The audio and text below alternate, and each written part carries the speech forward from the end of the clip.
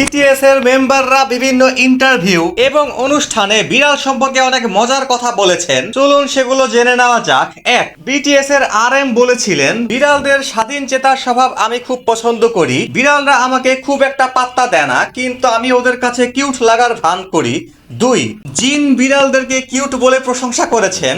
তিনি এও বলেছেন, বিটিএস এর কোনো মেম্বার যদি বিড়ালের মতো লাগে তাহলে সে হচ্ছে সুগা। বিটিএস এর সুগাকে অনেক ভক্তরাই ক্যাট ইয়ঙ্গি নামে ডাকে, কারণ তার চেহারা এবং আচরণ অনেকটা বিড়ালের মতোই। সুগা বলেছেন, আমার ব্যক্তিত্ব অনেকটা বিড়ালের মতো। আমি যেমন একা থাকতে খুব পছন্দ করি, তেমনি মানুষের মাঝে থাকতেও খারাপ লাগে না। চার, জিমিন বলেছেন, বিড়ালের চোখ আমাকে খুব টানে, যেন তারা সবকিছু বোঝে। পাঁচ, ভি বলেছেন, আমি ভবিষ্যতে বিড়াল পুষতে চাই। বিড়ালের কিউটনেস আমাকে অনেক শান্তি দেয়। ছয়, জে হব বলেছেন, বিড়ালের ঠান্ডা এবং মিষ্টি স্বভাব আমাকে আকর্ষণ করে। আমি বিড়ালের কাছে গেলে তারা আমাকে পাত্তা দেয় না, কিন্তু আমি কাছে গেলেই কুকুররা লাফিয়ে আমার কাছে আসে। সাত, জংকুক বলেছে, আমি বিড়াল হলে আমি সারাদিন ঘুমিয়ে থাকতাম।